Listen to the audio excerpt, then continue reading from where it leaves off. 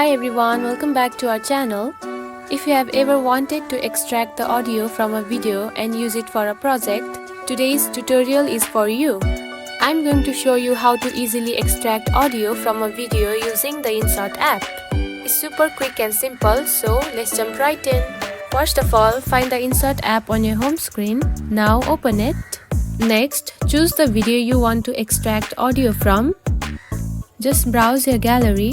Select the video and it will open in the editing workspace, just like this. Once your video is open, look at the toolbar at the bottom. Tap on the music button. It's the icon that looks like a music note. Now to extract the audio, you will need to tap on the video itself, just like this. And here you can find the option of extract audio. Simply tap on it.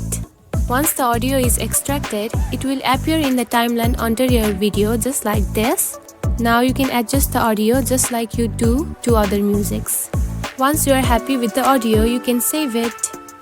And that's it. You have successfully extracted audio from a video using InShot. If you found this video helpful, don't forget to like and subscribe for more tips. Thanks for watching.